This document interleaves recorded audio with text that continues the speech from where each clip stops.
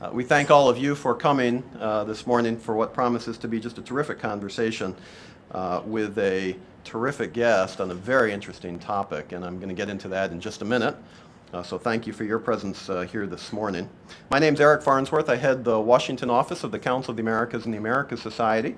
It's a real pleasure to have the opportunity to review this book today and to talk a little bit about the Latino immigrant experience in the United States. Our guest is Ray Suarez, who has written a really terrific book entitled Latino Americans, the 500-Year Legacy That Shaped a Nation. It's a companion to the groundbreaking PBS series on Latino Americans. In barely 250 pages, Ray takes the reader through the broad sweep of Latino history in the United States, even before there was a United States, from the Spanish explorers to the modern day. It's a majestic effort, in my view, seeking to discover and highlight both the history and future of the Latino experience in the United States and to put it into context in order to build a broader appreciation for the Latino experience. It also helps us understand, frankly, some of the issues that have become so important in Washington politics today. As all of you know, the Americas Society and Council of the Americas are generally known for our work in the Western Hemisphere, including Latin America, the Caribbean, and Canada. And in this regard, the immigrant experience is something that each of our nations have in common. We are a hemisphere of immigrants. For over 5 years, our Immigration and Integration Initiative has sought to advance dialogue around the economic contributions of immigrants and Latinos to the United States. We believe that greater integration and appreciation for the socioeconomic contributions of the migrant community will support national leaders as they pursue a sound policy framework within which we believe comprehensive immigration reform must play an important role that encourages the full participation of the immigrant community within the U.S. economy as a critical pillar of economic development, growth, and community strength. And that's precisely why this book is so timely. It must be said that the Latino experience in the United States has not always been perfectly understood, and the integration process has not always been perfectly smooth. And Ray gives us this story, warts and all, and to my mind, that's what makes it so powerful, because it's a story of resilience, of sacrifice, and ultimately success. It's a story of America. And there is perhaps no better person than Ray Suarez to have written this book. All of you will know him from his work as Chief National Correspondent for the NewsHour, and also for his hosting of NPR's Talk of the Nation for the past decade. You might also remember him as the keynote interviewer that we've featured at our annual Washington Conference on the Americas, where last May he interviewed Supreme Court Justice Anthony Kennedy in what I thought was one of the most thought-provoking discussions on rule of law issues in the hemisphere that I've actually ever heard. And I have to say that my assignment today as the interviewer of an interviewer is a little bit like going one-on-one with Michael Jordan. So I'm looking forward to the experience. He's a prolific author. He's received numerous awards for his groundbreaking work in journalism. And you have his expanded biography as well, for those of you who care to look at that. Ladies and gentlemen, would you please join me in welcoming Ray Suarez.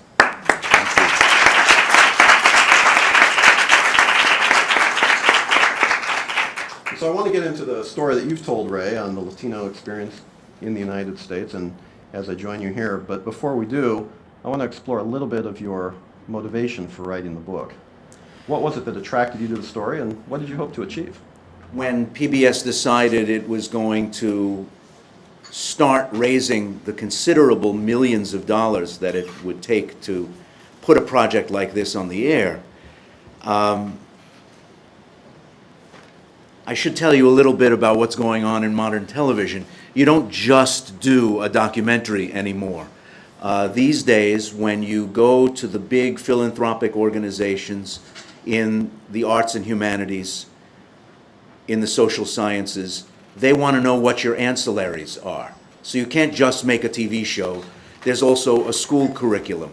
There's also a DVD. There's also an online presence. There's an interactive portion of the whole project where people who read the book or watch the TV series upload their own stories of their American journey online and interact with other people. The big givers now want to know about engagement. So from the very beginning, there was always going to be a book. And the producer of the series approached me to tell me the series was coming. I said, great. When can I start working on the narration? And he said, no. I don't want you to do the TV show. I want you to write the book. And I said, all right, well, that's fine. Just at the same moment, I was shopping around proposals with New York publishers for a new book and meeting with some mixed interest. So here was a book right in my lap, and it was time to get going. It was perfect. The topic was right on time, and also the discipline was good, because unlike a book where you decide what's in it and what's not in it from beginning to end, I had to work with the producers of the television series all along the way. They were watching what I was doing, I was watching what they were doing. Some of my chapters changed the way they saw their episodes, and their episodes shaped my chapters in return. We had to mirror each other to a degree. Right at the outset, I said to the producer, so can I just go away and write a book about the Latino experience in the United States? And he said, no, actually, it has to kind of go with the TV show. And so Benjamin Bratt did a lovely job narrating the TV series. I did a couple of promotional appearances around the country with Benjamin Bratt and watched, as we ended the program, as people rushed the stage, and I was sitting next to him, and they took his picture, which is actually a little hard to do with camera phones, but they were still able to narrow it to the point where they just got the very handsome and very talented Benjamin Bratt, and he generously said, oh, why don't you put Ray in the picture too? So I kind of, that cuts you down to size. In Washington, a city where TV journalists think they can act like movie stars, to be with a real movie star is a very useful and humbling experience. Did you find the story in any particular way to be personal? I mean, did you take it as an academic exercise? Did you take it as an exercise, as you mentioned, in terms of working obviously with the television series and that side? Did you put a little bit of yourself into it too? Explain how that works. Because obviously I would have written it a different way, based on my background, etc. That's a great question, because obviously I'm implicated in the story. I mean, the reason my family's here is because we're implicated in the story. But as a reporter and as a writer, I had to think, all right, well, do I put that in the book? It's not in the TV series. Do I make personal notes along the way about what I remember about specific eras, or tell my own stories in covering, for instance, the Immigration Reform and Control Act of 1986? And I decided to keep an arm's length distance, to not drop out of the voice that I was using to tell the story and get personal very often. One time I broke character was to note that when I was a kid, there were only 2 Latinos on television of any note. One was Desi Arnaz, and the other was Baba Louie, Quick Draw McGraw's little burro friend with a crazy Spanish accent. And use that as a moment to note how much things had changed in the 50 years since I was a kid. Since now, it's a little better. And you can see people like me on the air, and I don't have to wear a sombrero like Baba Louie. So, yeah, I didn't break voice very often. There were times I was tempted, because I was writing something and I think, oh yeah, I mean, if maybe I should tell people how I felt about this.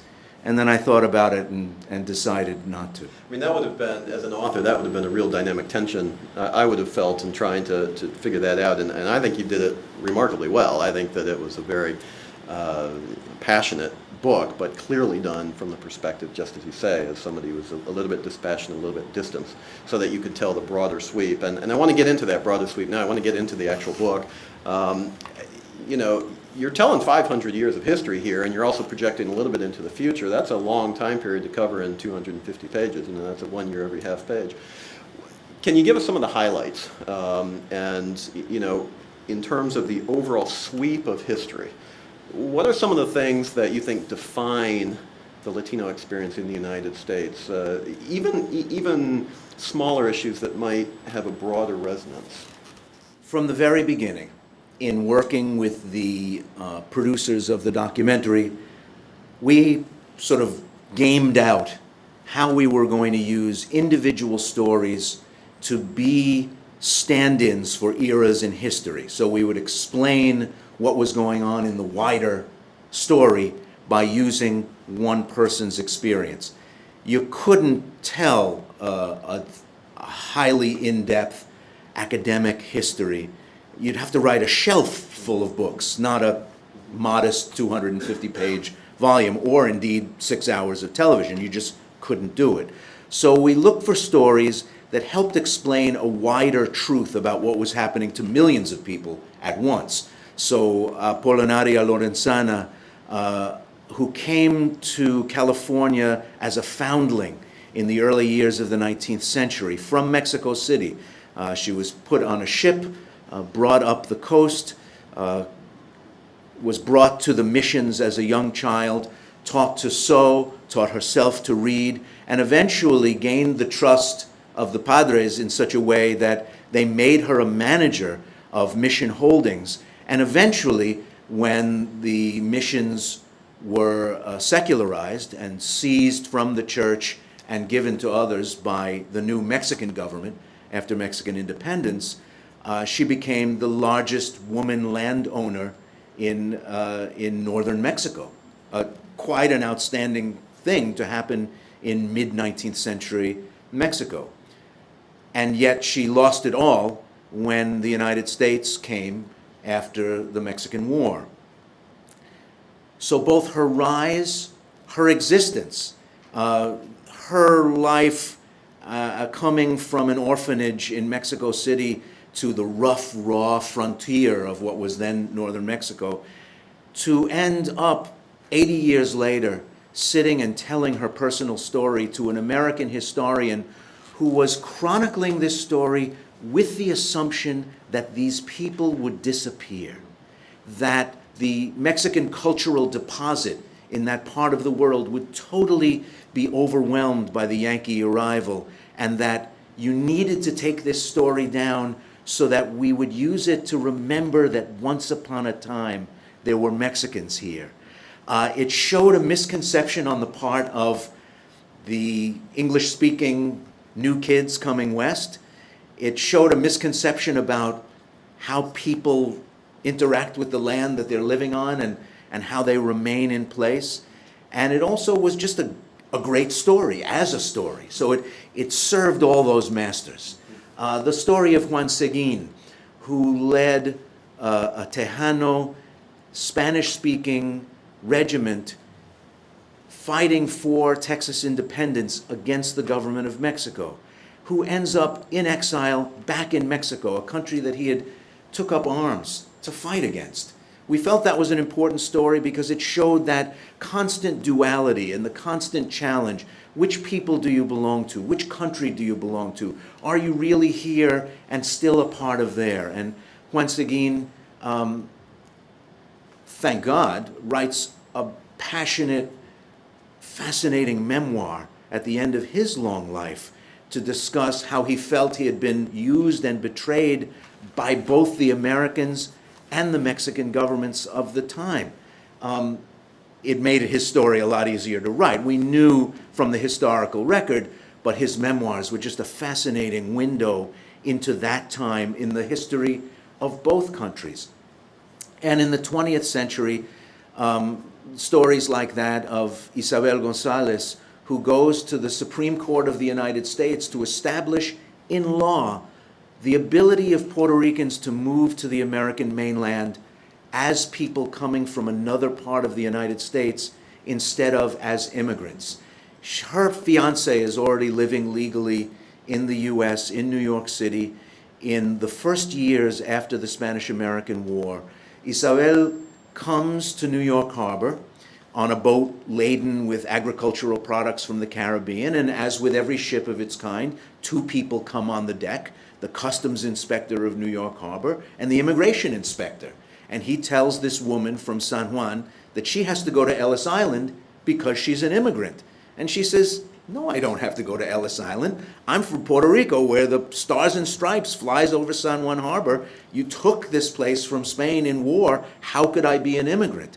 And even after the case becomes legally moot, because she marries her fiancé and becomes legally resident in the United States, because she has such a head of steam over this issue, she fights it all the way to the Supreme Court, wins, and establishes the right of Puerto Ricans to look at the United States as their wider country, instead of being trapped in this legal netherworld of 3,500 square miles floating in the Caribbean. Just great, great stories that help explain how you guys were there, why we're here, and how the history of the hemisphere is intertwined from Jump Street. I mean, if you read the writings and the speeches of San Martin and Bolivar, they talk about Jefferson and Washington. They were on fire for the American Revolution, just as they were on fire for the French Revolution. When you read Martí, he talks about the United States as the Republic of Freedom. And until he spends 11 years here in exile and gets to see both the downsides and the upsides of life in the United States, he's a fascinating chronicler of late 19th century American life seen from outside. So it was a great privilege to be able to bring these stories to readers who may even think they know a lot about this before they sit down. And as I say in the introduction, I haven't done my job if at least once a chapter you're not saying, boy, I didn't know that. Well, I think you did the job well, because I consider myself one of these people that is at least tangentially aware of these issues. And by definition, Eric. Well, but you have your job, I got to know some of this stuff. Presumably, but you know, it was a constant learning, which I thought was very successful. Another success of the book was clearly, and you've just talked about it, but positioning Latino history as American history or U.S. history, which I think is absolutely true, and I think you did an effective job doing it. But let me ask a question that follows from that then. And it's not necessarily an easy question, but you know, you point clearly in the book to periods of time when Latinos have not been accepted, where there has been discrimination, where there have been some difficulties. And I guess the question I would ask is, you know, why has it been in some cases so difficult for the Latino community? And I recognize that the Latino community is not a uniform community, and you clearly discuss that in the book as well. There are different heritages, different histories, different countries of origin, etc. But help us understand a little bit why the experience has been in some ways as difficult as it has been, considering that, you know, again, as you point out, the Spanish conquistadors were in the United States before the English.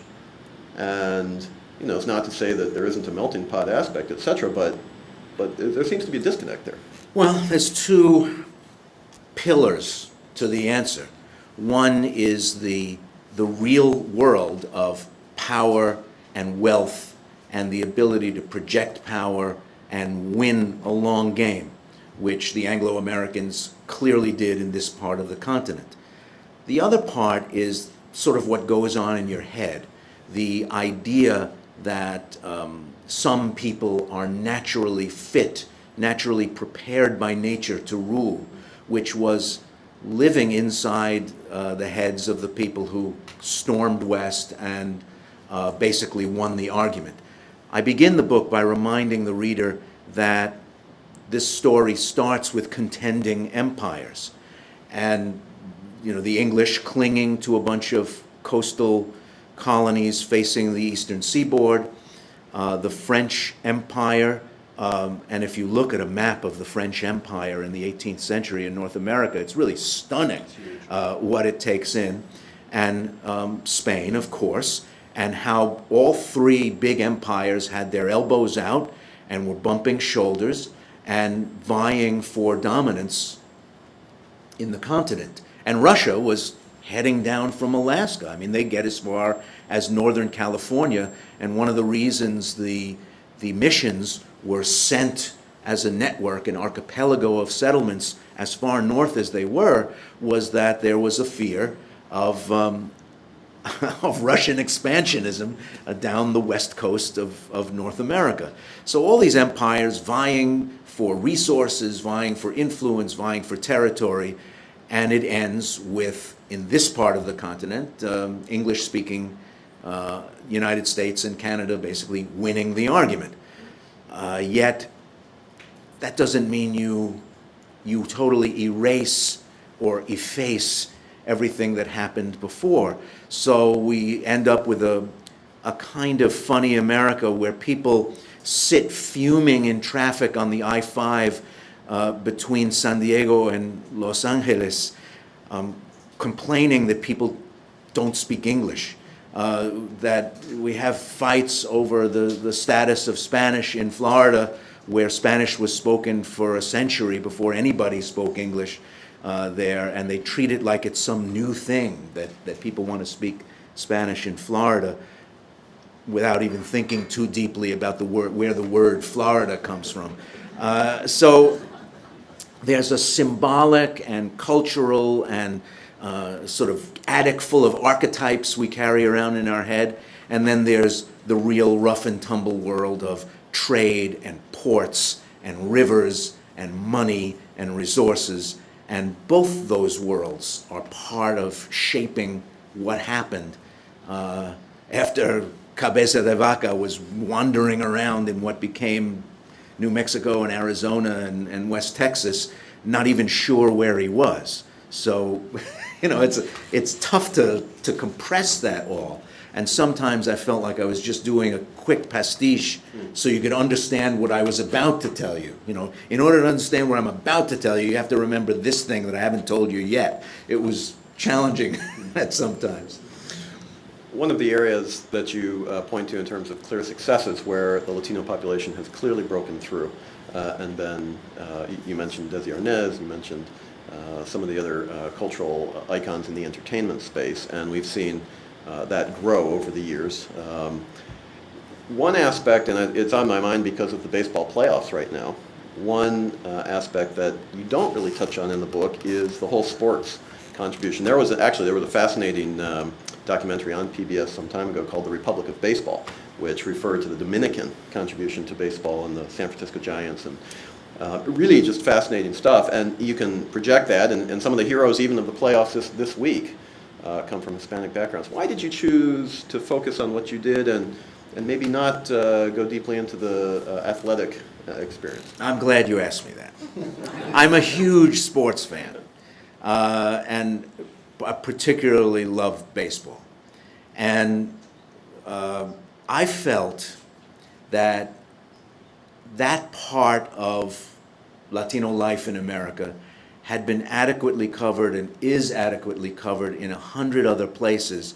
So if I have a finite space to tell the story, I thought better use that time telling you things you don't know instead of retelling things that you already know. But my editor came to me after the complete manuscript was in, and he said, you know, I think you really do have to say something about all of this.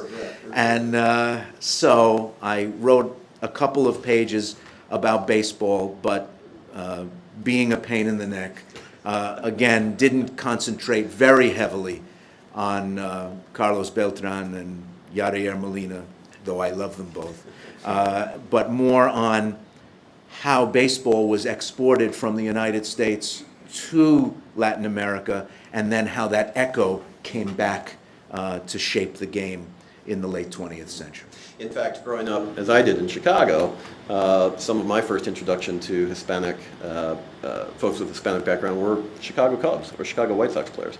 And, you know, but you see them as just part of the American pastime.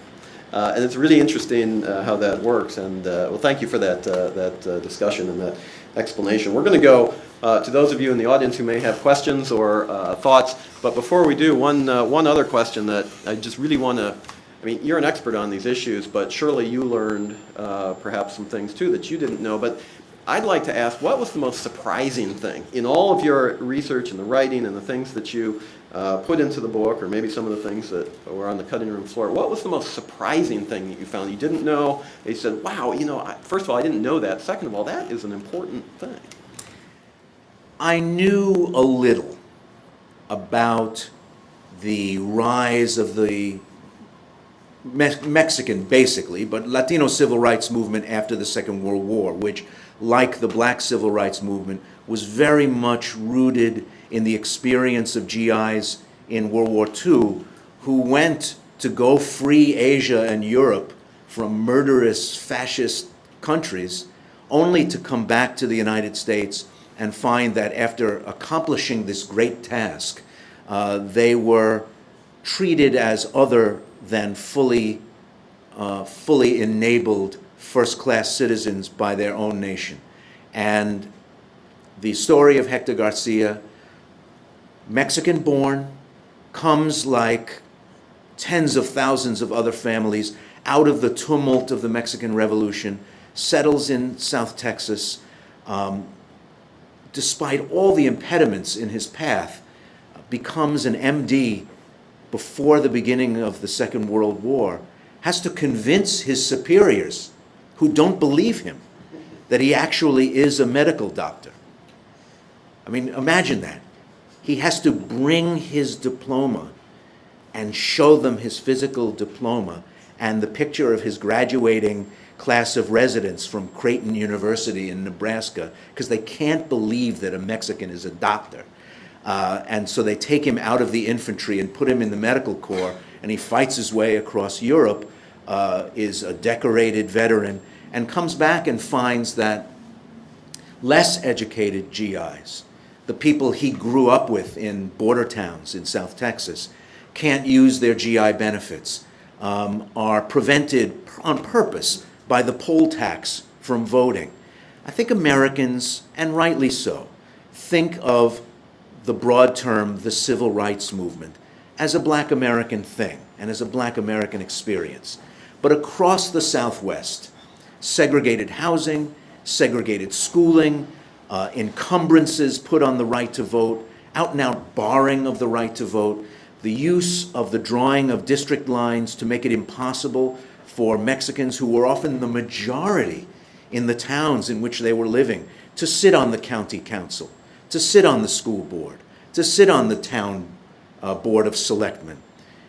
All those things finally made Hector Garcia say, ya basta, and found the American GI Forum, which becomes a spearhead for court cases and for activism across the Southwest, which changes that for Mexican Americans, but also in a way that I think is touching and a little sad.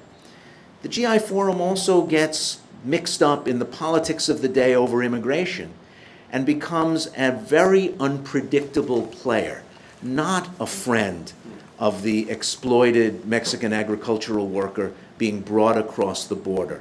The GI Forum puts out a publication called What Price Wetbacks, where correspondents from the forum head out into the fields and chronicle the life experience there, not to create sympathy or empathy for the most downtrodden people in America who get the lettuce to your table, get the strawberries to your table, but to create an impression that these people are a danger to the United States and should probably be removed. So you see this life trajectory of Hector Garcia from a refugee from the Mexican Revolution to reaching the pinnacles of success in mid-century America, a friend of senators, a friend eventually of President Lyndon Baines Johnson, but also similarly to Cesar Chavez during part of his career, not all that sure that bringing Mexican workers up from Mexico to work in American industries is such a great thing. So it's a complex and fascinating story, and one I knew only the vague outlines of before I went to work on this book. It's fascinating stuff. Well, let's go to those of you in the audience who may have questions, and we've got some circulating microphones to the extent people are interested in following up with specific thoughts or questions. If you could identify yourself by name and organization, if you're representing an organization, that would be fine too. Please. Good morning. I'm Jane Terry from the Organization of American States. And I have a question about foreign policy and about the future. And we've talked a lot about in our community about the human bridge between the United States and the rest of the region and how it can express itself in modern diplomacy. And I know you're a specialist not only in this but in foreign policy, so I wanted to hear your thoughts on that. Well, if you look at the broad arc of American history, every group that's come here has first had to find its feet and then has something to say about what's going on back home. So earlier in our history, Germans were very active in German affairs in the late 19th century, keeping their links to their homeland alive through language societies and the Turnverein movement and other things in American cities. Italians, after the First World War, when they finally start to find their footing in America, have organizations that speak to the United States government about what's going on back home, both pro and anti Mussolini. A strong strain of hard left activism, anti-fascism in American cities, and also a strong group of Italo-Americans who believe that Italy's finally on the right track after the rise of Mussolini. Similarly, in the Cold War period, Captive Nations Week wasn't just some odd holiday on the calendar, but in places like Cleveland and Pittsburgh and Chicago was a day where the consuls from countries that were under the domination of the Soviet bloc held demonstrations and marches, speak-ins, denouncing the continued domination of Latvia, Lithuania, Poland, and so on. So I take the view that once the bread and butter issues are more adequately taken care of, Latinos will be more steadily, longitudinally, and predictably heard on these issues. If you look even at the Congressional Hispanic Caucus over its history since the 1960s, Ed Roybal doesn't found it with Herman Badillo and others in order to have a voice in the United States foreign policy toward Mexico. He wants to improve the lives of his constituents in East LA and Herman Badillo of his constituents in Spanish Harlem and the South Bronx. So we're on that verge. I mean, certainly the post-revolution Cuban-American members of Congress from South Florida have never been shy about having their say about affairs back home. And I think you're going to more reliably see Hispanic elected officials in the United States be heard on issues outside bread and butter issues, which are still very pressing in a world of substandard schools and segregated housing and lower family incomes and so on. You're still going to hear them first and foremost on bread and butter issues, but they're also, like the Germans, like the Italians, like the Poles of other eras, be heard more on issues. And I think you're seeing that certainly among civic organizations who have an interest in what's happening in Central America, who have spoken out on Plan Colombia and everything that's been involved there, free trade with Peru and places like that. I think you're starting to see a more confident voice from people of influence and also from elected officials. But no, it's not there the way it's been with other communities in our history, and certainly among American Jewry and their voice and their influence in the United States relationship with Israel. Other questions? Please. My name is Graciela Reyes. I am an independent scholar, but I was former ambassador of Uruguay to the Organization of American States and also former consul general of Uruguay in Chicago, where I had the pleasure of meeting you in many occasions. And my question is, I have not read the book yet, but do you have any issue or an importance of the middle class? The middle class in most of the Latin American countries is becoming quite uprising and quite important, and actually it will have a social political type of function and very different. Do you consider the middle class as an actor of political change? I only touch on that lightly in chapter 6 because the ambit of the book, the interest of the book is most squarely on Latinos in the United States who are disproportionately still working class and poor.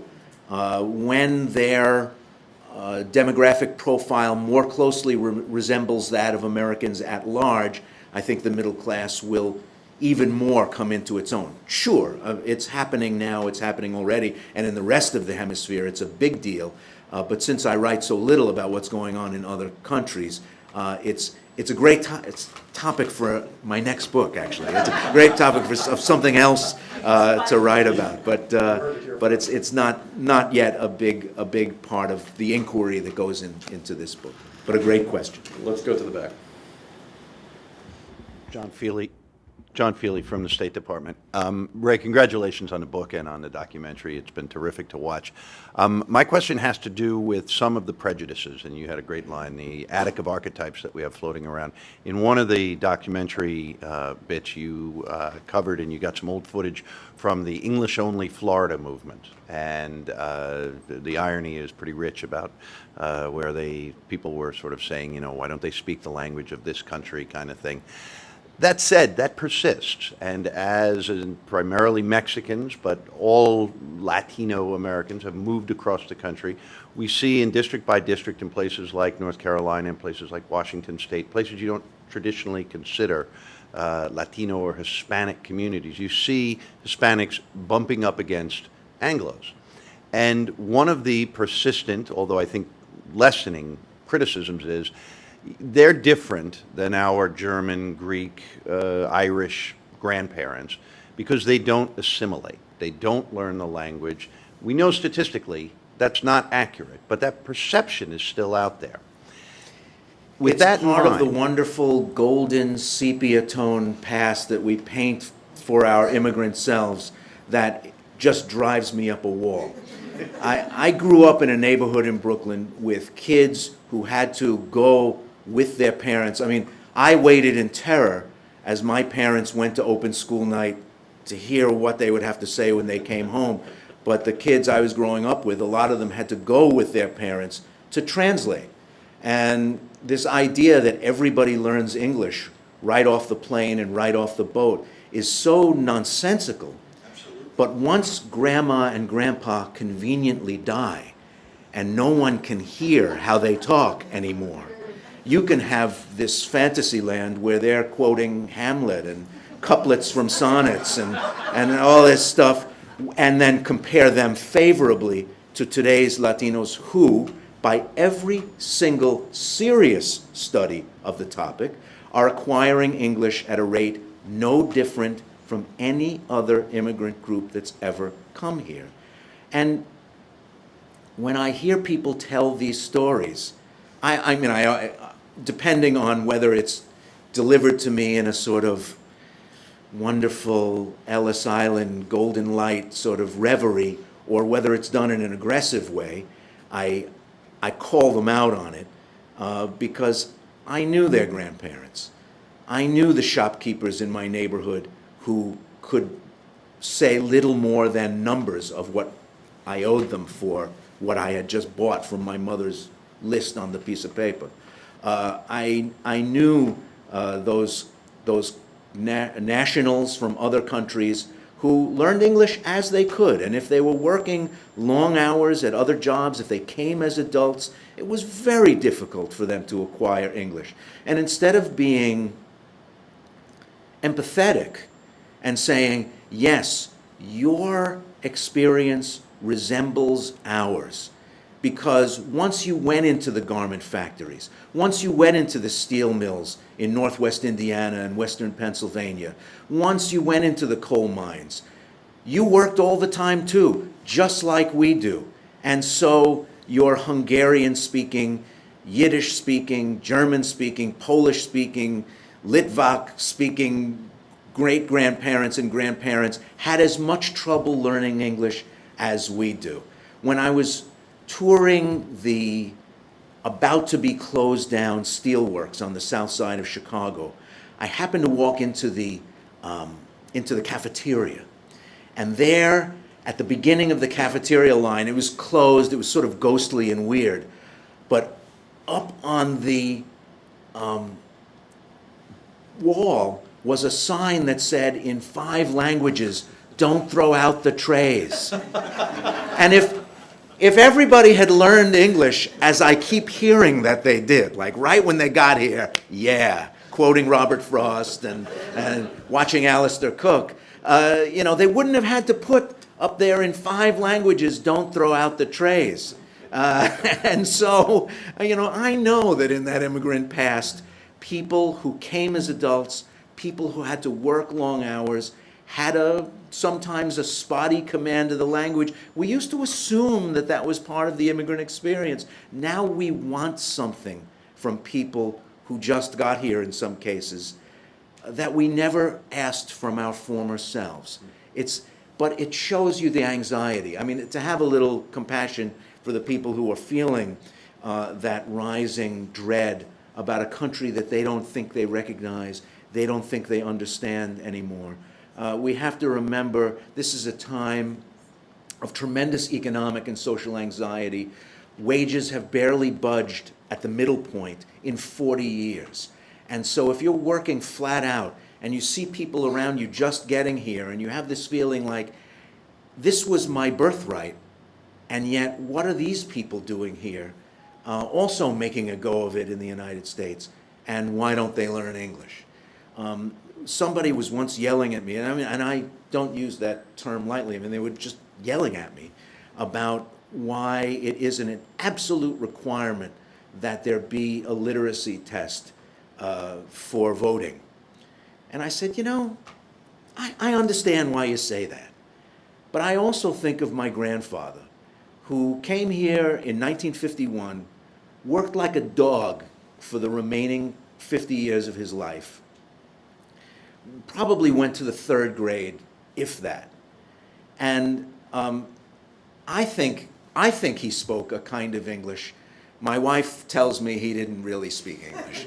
And the idea that he would not be able to vote after President McKinley and the cabinet go and decide they want Puerto Rico to be part of the United States without asking anybody who lived there, that 100 years later they should be able to tell my grandfather he can't vote, just seems really problematic to me. And if you go out there into the world and United Fruit is building railroads and picking governments and causing the downfall of other governments and so on, you ought to expect a little bit of social and historical blowback. This is not a cost-free proposition in the modern world, and there we are.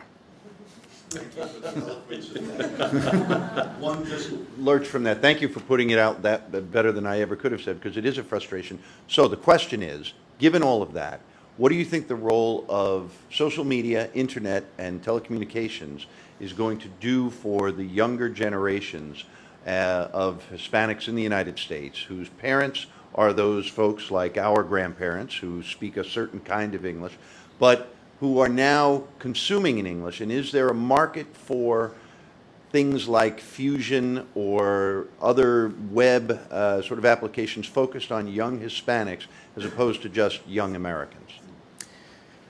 The political scientist Angelo Falcone, who's also been a political activist much of his adult life, says that something very interesting is happening, that Latinos in the United States are being racialized. They're not. They're an ethnic group, but they're being racialized by the way America does assimilation, by the way America does race. And so fusion, I mean, after Jews couldn't read Yiddish anymore, the Daily Forward stopped printing in Yiddish. It has one page in Yiddish and the rest of it is English. And after Norwegians really couldn't read Norwegian anymore, Norsk Tidend, which came out in Brooklyn, stopped printing in Norwegian. Fusion, which is a joint venture of ABC and Univision, is positioning itself for the world in which the grandparents of present-day and recent past immigrants, the grandchildren of those immigrants who will not be Spanish dominant, will still think of themselves as something different from the American mainstream and will want to consume media that tells a different story about America than the one that the mainstream provides. That's an interesting and perhaps subversive idea about cultural assimilation. That you'll still watch Monday Night Football, you'll still watch MTV, but you'll also watch Fusion because it presents a slice of North American culture that presumes that you have a slightly different set of interests, culturally, socially, politically, than that of your other neighbors who are not Latinos. We'll see how it goes. I mean, the internet and modern communication, I mean, there was no Univision for Italians in the 20s. So Italian proficiency is gradually lost over time until hundreds of thousands of people who consider themselves proudly Italian today in American metropolitan areas know how to say the words of foods, the names of foods, a few curses, and some old refranes, some old sayings in Italian. Yet no one says, hey, you're not Italian because you don't speak Italian. And there's now the Latino police who go around saying, you're not really Latino because you don't speak such good Spanish. We'll see whether the future belongs to the Latinidad police or whether it belongs to the fusion viewers who say, yeah, I'm still Latino even though, like my Italian buddies, all I know is some curses, some sayings, and the names of foods. We'll see where that goes. I mean, outmarriage shapes the future. Large portions of self-identifying Latino adults are marrying people who are not and having children of, let's say, indeterminate, yet to be determined self-identification. We'll see where that goes. When I was in Scouts, one of my kids, when I was a patrol leader, was named Greg Hernandez. And I was shocked that I finally had a kid in my patrol named Hernandez. So I go and I say, hey, Hernandez. I talk to him. He says, I'm not Spanish. I'm not. And where we were growing up, it was actually not the easiest thing to be. So I could understand why Greg Hernandez would say that. But Greg Hernandez had a Cuban great-grandfather. And because of the way we do names in the United States, that was the only thing that was even remotely Latino about Greg Hernandez. In 2040, there are going to be millions more Greg Hernandezes and Mary Lopez's and Sally Gomez's who have this cultural relic, their legal name, and little more than that. Will we count them in this projected 130 million Latino population? Will we? Should we? Does it make any sense if part of their self-concept is not that they are part of this big people that's trying to figure out what their influence on the wider society is? And Greg Hernandez, found it in his interest to insist and vehemently that he wasn't as we called it in Brooklyn in the 60s. He wasn't Spanish. So, you know, a lot of this story is yet to be told. What Latino assimilation is going to look like in the coming decades may be a little different because this is a mixed race population. And everything from milky white to ebony is part of this presumed 53 million people who are part of the same thing. But maybe in subsequent generations it's going to be much harder for some portions of those millions to move into the suburbs, to outmarry, to forget who they were, to have grandchildren named Greg Hernandez who insist vociferously that they're not Spanish. So we'll see. I mean, it's an exciting story.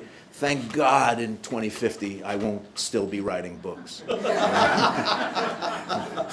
Well, that's a great segue into the last question that I just think I have to ask, and I know we don't have any real time remaining, so it's not fair to ask you to answer this question in a very brief period of time, but all that really leads up to, and I thank you for that question because it was a very good one.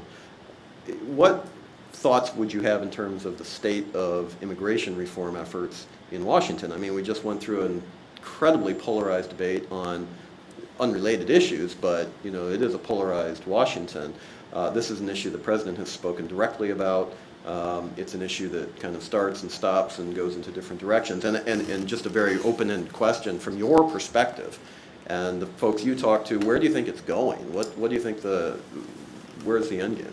I think it's very revealing that there was not this level of social anxiety about Simpson-Mazzoli and the IRCA of 1986. Because the economy was growing, people had more money in their pockets, they were very happy to have Spanish-speaking immigrants bust their tables, pick their vegetables, wipe their children's behinds, do everything that they were doing. And I think it's also very revealing that when the number of arrivals was hugely high during the late 1990s and early 2000s, this was not the fraught conversation that it became. It's very hard to ask a country to take on more people, not only more computer programmers and software engineers, but also more agricultural workers and house painters and landscapers at a time when wages have hardly budged, or they've declined actually, for most American families, when unemployment is stubbornly high, when inequality amongst workers and between families has never been higher. It's a really hard thing to ask that country with that economic profile, here, take on 12 million people, and maybe someday down the road, another 12 million of their brothers and sisters and mothers and fathers too, who will have some form of claim on the wealth created by this country, to be determined, but some claim on the future wealth of this country. I think when you put it that way, it becomes much more understandable that that there's been a sort of hysterical tone in some of these conversations that is made more difficult by the reality that, yes, among those 11.7 million people, the most recent estimate from the Pew Hispanic Center, there are people who just got here the day before yesterday, have been working steadily, but can be sent home with very little harm or foul. And among those 11.7 million are millions who have long-term roots in the United States. Families and associations and church memberships and Saturday softball league memberships and a real life that's been lived here in the United States, real contributions, kids in school, real estate taxes, and all that goes with being a full-fledged adult economic actor in this society. Those people are harder to remove than the people who just got here the day before yesterday and overstayed a tourist visa.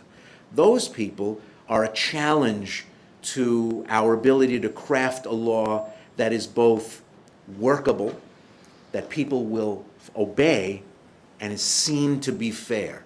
Not fair, but seen to be fair.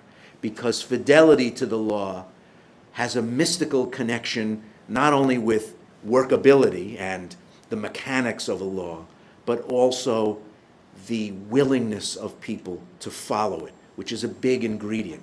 We have voluntary taxation in this country where 90 million people file their income tax returns. If you don't file one, they won't find you for years. And yet we dutifully fill it out, put it in the mail, and we do that with a feeling of some confidence that if we don't do it, no one will know for a while, yet we do it. It's that X factor of laws that are followed not only because they're laws, because they are seen to be just, seen to be necessary to the working of a just society. Whatever we do in immigration has to meet all those tests. If it's so hard because we're shooting for something like fairness, because people broke the law, if we set the bar so high that we create an incentive for flouting the law, will that be a good law? It'll meet people's tests of punishment and fairness and saying sorry to a country whose laws you've broken. But if it becomes so unworkable that it doesn't ask for fidelity, people won't follow it. If you tell people they can't become legal residents quickly, if you tell people they can't make a permanent connection to this country for 12 or more years, they'll do an end around because that sounds crazy. If you tell them they have to go home and get on the back of the line, but the line is 17 years long, they'll just sneak in because 17 years doesn't seem like a law that can be followed. So it won't meet that test. Not only that is fair, but seen to be fair and also able to be followed. If we changed the highway speeds on American highways to 40 miles an hour, it would be the law. There'd be signs all over, posted, speed limit 40 miles an hour, and no one would drive 40 because we'd say, well, this is a crazy law. We can't follow this. So if you said, yes, we will allow you to stay, but you have to go away and come back in 17 years, kiss your children goodbye, and quit your job. Well, people will say, well, that's a crazy law and I'm not going to follow it. So we have to hit a sweet spot between laws that command our respect and can be followed, and also meet the demand of the people who are already here legally, that we get our pound of flesh, that something inherent in the law says, I'm sorry I broke your laws. That's a terribly tricky balancing act, and I think we understate how difficult it is. Well, I would love to continue this conversation. We began it by saying I've been promising a fascinating conversation with a fascinating person on a fascinating topic. I think we met those very high standards. For those of you who are interested, and I suspect and hope all of you are, copies of the book are available out front. I have read it. It is a very good read, so I highly recommend it. And for those watching as well, make sure you get your own copies. Can I say just one thing? Here's an example of where we're going. Many, many general market books that have some interest among the 35 million Americans who speak Spanish come out in English, and then at some date in the future, 90 days, 120 days, the following year, come out in a Spanish translation.